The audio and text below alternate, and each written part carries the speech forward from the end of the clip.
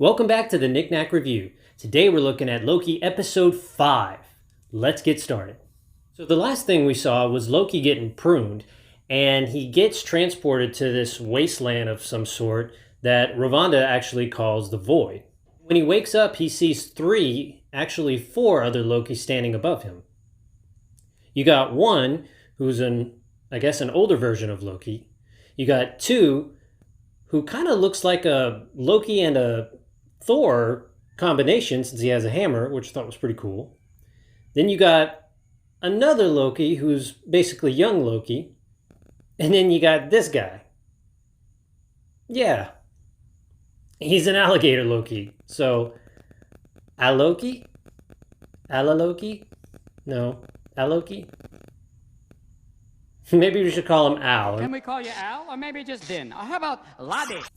So that's where the episode starts. And it's not long before we see this huge cloud, Galactus storm looking thing, which I know is not Galactus, called Alioth.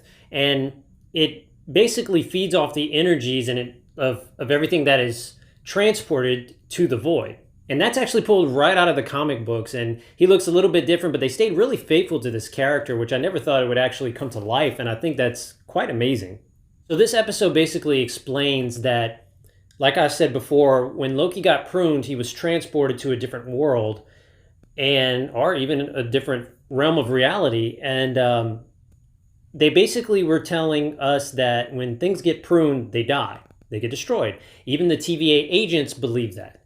And this episode proves that that's not the case. They just get transported to the Void. And that's where, basically the end of time. And there's no way out. It's kind of like a purgatory, if you will. And that made me wonder right away, Mobius must be alive somewhere, just standing going, wow.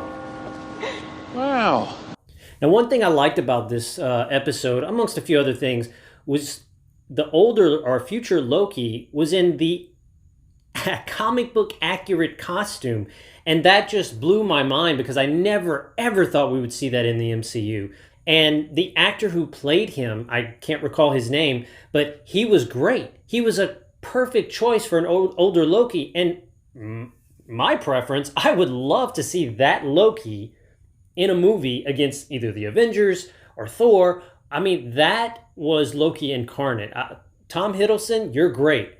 Absolutely great. Love you as Loki. But that guy in one episode, he sold Loki to me, and I saw Loki in him. I forgot anything else he was in. I just saw Loki.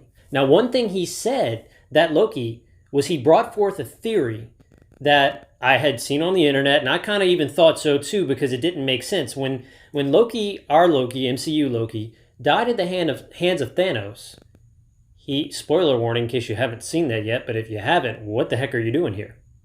So what old Loki was saying was, when he faced Thanos, much like the MCU Loki did, he, instead of getting his neck snapped, he actually projected a hologram of himself, a very realistic one, and that's what Thanos grabbed and snapped. So he was able to escape. Now, there was a theory, I would say right after the movie came out, Infinity War, that that's what Loki did, because he stabbed Thanos with it, or went to stab Thanos with his left hand, whereas Loki's right-handed. So the hologram or mirage, that's how you were able to tell it wasn't really Loki. That was never confirmed, but this Loki, the old Loki, kind of proved that not necessarily the MCU Loki did it, but at least one Loki did it. So there is a good possibility, maybe, I'm not really sure, that could come to life. Maybe the MCU Loki is really alive, and we'll find out maybe in the next episode.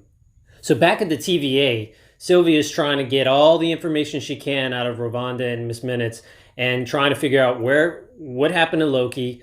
Originally, she thought he was dead like everybody else, but then she found out that that's not the case. So she tries to figure out who created the TVA. She was trying to find out what happened at the beginning of time, the end of time, everything in general. And I gotta say, Miss Minutes, man, she's a little sneak. She was going through the files and actually helping Ravonda be like, oh yeah, we have this Void spacecraft that'll help you actually go there and help you come back. And they're like, oh yeah, let me try to find the files.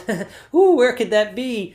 And Sylvie kind of caught on. Next thing you know, here comes a bunch of TVA agents, and then she gets outnumbered, and she's like, okay, for Valhalla, and prunes herself. She didn't say Valhalla, but she prunes herself, and she gets transported to the void, and bam, Loki and Loki are back together. So back to 3 Lokis and a gator. Our Loki, MCU Loki, kind of, after getting the backstory of kind of how each Loki got there, and there's no escape, and basically they've been there for a long time, he tries to hatch up a plan, like I'm sure they all did, and they just laugh at him, and he's like, oh, forget all of y'all, I will find a way to escape. He opens the hatch, and then who does he meet? Another Loki with a few goons, and he's like, are you kidding me? Old Loki, young Loki, and our Loki managed to escape, and one thing I really liked that old Loki did was he actually got some projection and some mirages or whatever, and actually had them fight those guys and everything. And I'm like, wow, that's what actually Loki is capable of, but you never see him do that. And I've had my doubts about this show when it was first announced. I'm like, why would you need to make a show about Loki? Not that he's not interesting. Love Tom Hiddleston. That's just any opportunity to keep him as Loki, I'm fine with. But as long as it makes sense. This show makes sense. It brings a completely organic, new story to the MCU, and it's all comic accurate, but it allows a character that everybody knows and loves to introduce this completely new concept. And that's the brilliance of this show.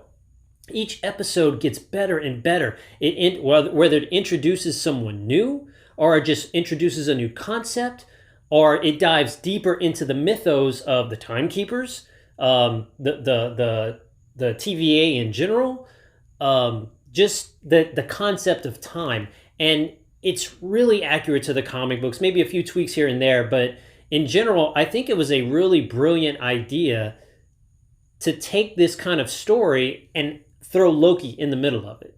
And it allowed for the multiverse to basically be introduced, because you're saying, oh, all these different timelines, multiverses. I mean, it's the same thing. You're looking at a young Loki, an old Loki. You have all these different Lokis, and it's like you have them plucked from different timelines, but it's the same concept as a multiverse and different universe Lokis.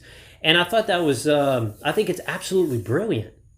A little while later, you meet up with Sylvie and Mobius. They ended up finding each other, and they end up meeting up with all 3 Lokis, and our Loki, MCU Loki, comes up with a plan to take down Alioth. And instead of just, hiding from him and running constantly, he's like, no, we got to take him down. Well, Sylvie at one point ended up actually touching a part of Alioth and very, very briefly enchanted him. And so she's like, I can do it, just get me close enough and I can do this. Well, all the other Lokis are like, yep, I'm out, y'all can take care of this, bye. Sylvie and our Loki actually just go head first and do it themselves. And I gotta say, man, this was a great scene, because not only did they do a good job working together, but after young and old Loki actually leave, they just reappear and they say, you know what, I'm going to help. In fact, the old Loki did. The young Loki just kind of stayed behind.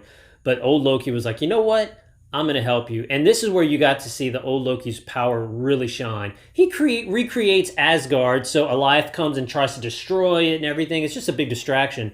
But it was so brilliant. It was nice to actually see Asgard again. And to see, there's one scene where, old Loki is like, he knows he's about to die because Alioth is coming right at him. He's just like laughing and like, ha ha ha. And I'm like, wow, that was Loki incarnate.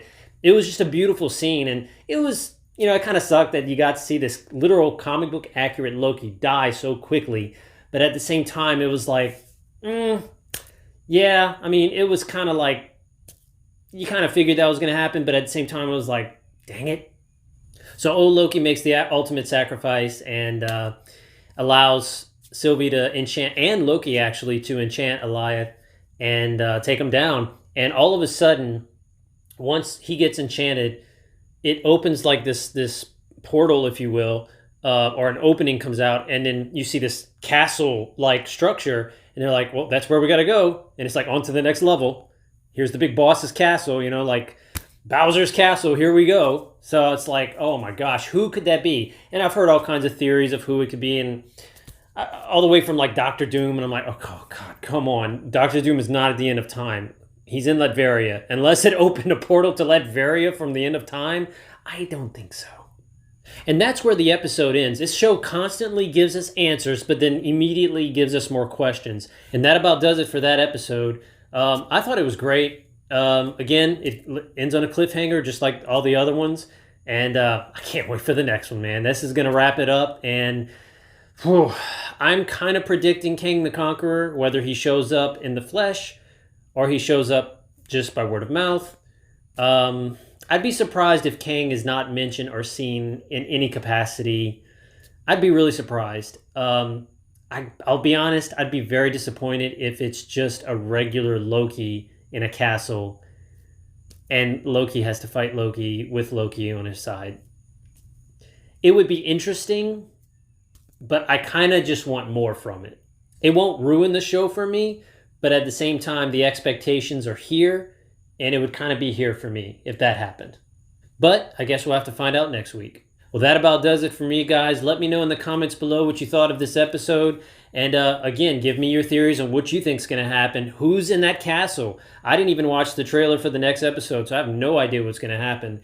Let me know who you think is going to appear. Is it going to be Loki? Is it going to be Kang? Is it going to be somebody completely different and new?